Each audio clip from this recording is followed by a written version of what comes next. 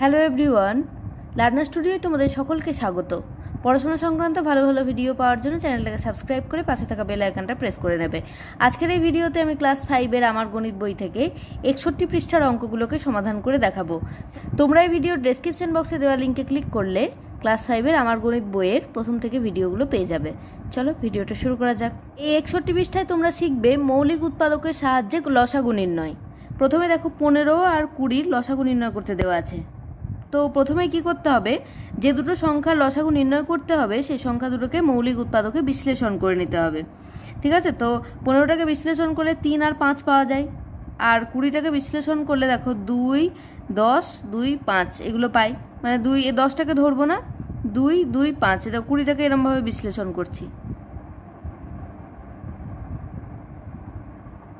2 দিয়ে 20কে ভাগ করলে 10 হবে, আবার 2 দিয়ে 10কে ভাগ করলে 5 হবে। তাহলে 20-র উৎপাদক কোনগুলো? 2, 2 আর 5। দেখো এখানে লেখা আছে 15 সমান 3 গুণ 5 আর 20 সমান 2 গুণ 2 গুণ 5। দেখো তাহলে 15 আর 20 সাধারণ উৎপাদক, দেখো এর মধ্যেও 5 আছে, এর মধ্যেও 5 আছে, তাই 15 ও 20 সাধারণ উৎপাদক হচ্ছে 5। আর অন্য উৎপাদক যেগুলো আছে সেগুলোকেও লিখতে হবে। দেখো 2, 2 আর 3, 2, 2 ও 3, তাই 15 ও 20 লসাগু হচ্ছে। তাহলে প্রথমেই যে সাধারণ উৎপাদক সেটা লিখব, তারপর অন্য উৎপাদকগুলো গুণ হবে। 2 গুণ 2 গুণ 3, 5 দুগুণে 10, 10 দুগুণে 20, 3 20 60।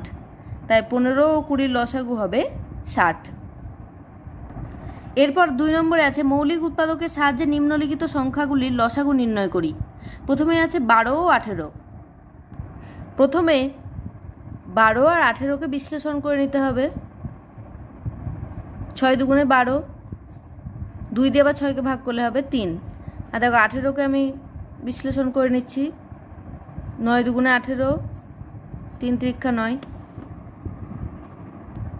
তাই দেখো 12 সমান লেখা যায় 2 গুণ 2 গুণ 3, আর 18 সমান লিখতে পারি 2 গুণ 3 গুণ 3। তাহলে দেখো সাধারণ কোনগুলো? একটা 3, একটা 3 সাধারণ, আবার একটা 2, একটা 2 সাধারণ। 12 এবং 18-র সাধারণ উৎপাদক এগুলো সব লক্ষ্য রাখবে, মৌলিক সংখ্যা দিয়ে তোমাকে নিতে হবে। মানে যে সংখ্যাগুলো আবার বিভাজ্য অর্থাৎ যৌগিক সংখ্যা, অন্য সংখ্যা দিয়ে আবার ভাগ করলে মিলে যায়, সেই সংখ্যা নেওয়া হবে না। সাধারণ উৎপাদক সমান 2, 3। অন্য উৎপাদক সমান দেখো 2, 3। এবার লিখতে হবে 12 ও 18 এর লসাগু সমান,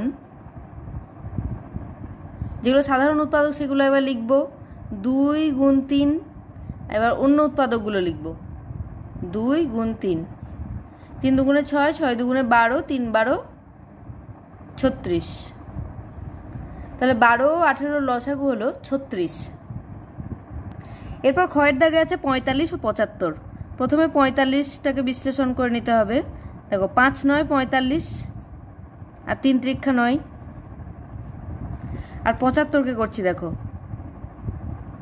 3 দিয়ে 75কে ভাগ করলে হবে 25, এটা হবে 5 5 25। তাই 45 সমান লেখা যায় 5 গুণ 3 গুণ 3, আর এখানে 75 সমান 3 গুণ 5 গুণ 5। দেখো সাধারণ উৎপাদক হচ্ছে 5 আর 3। সাধারণ উৎপাদক সমান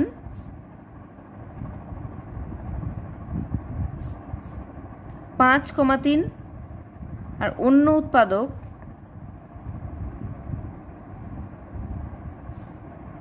3 আর 5। এই 3 একটা বাকি আছে আর 5 একটা। অতএব 45 ও 75-এর লসাগু সমান, যেগুলো সাধারণ উৎপাদক সেগুলো আবার গুণ করে লিখলাম 3 গুণ 5। অন্য উৎপাদকগুলো গুণ করে লিখতে হবে 3 গুণ 5। 3 5 15, 3 15 45, 45কে 5 দিয়ে গুণ করো, 5 5 25, 2, 4 5 20 আর 2 22, 225। তাহলে 45 ও 75-এর লসাগু হচ্ছে 225। এরপর গয়ের দাগে আছে 70 ও 56। প্রথমে 70টাকে বিশ্লেষণ করে নাও। 2 দিয়ে ভাগ করলে হবে 35, 35 দুগুণে 70, 5 7 35। আর 56টাকে আমি এবার বিশ্লেষণ করে নিচ্ছি। 2 দিয়ে ভাগ করলে হবে 2 দুগুণে 4 1 16, 28 দুগুণে 56, 2 14 দুগুণে 28, 2 দিয়ে 7 দুগুণে 14। তাহলে 70 সমান লিখতে পারি 2 গুণ 5 গুণ 7।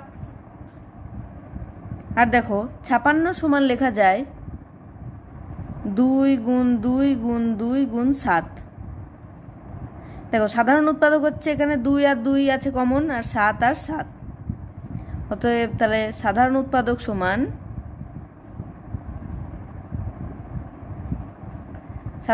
সমান 2,7।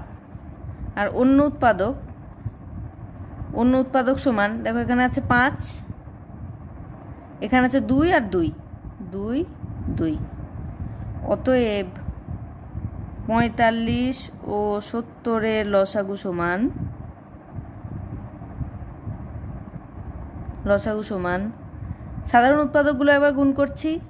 গুণ যেগুলো অন্য উৎপাদক সেগুলো আবার গুণ করতে হবে। 5 গুণ 2 গুণ 2, 7 দুগুণে 14, 5 14 70, 70 দুগুণে 140, 140 দুগুণে 280। তাই 45 ও 70-এর লসাগু হচ্ছে 280। এরপর ঘয়ের দাগেরটা হচ্ছে 30 ও 35। দেখো প্রথমে 30কে বিশ্লেষণ করো।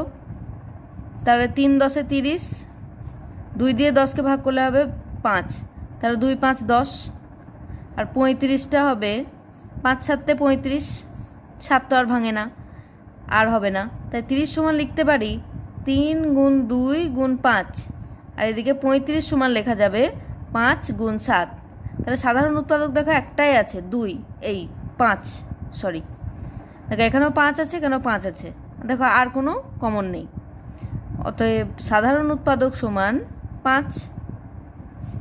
সাধারণ উৎপাদক সমান 5। অন্য উৎপাদক সমান দেখো এখানে 3 আর 2 আছে, 3,2 আর এখানে আছে 7। অতএব 30 ও 35-এর লসাগু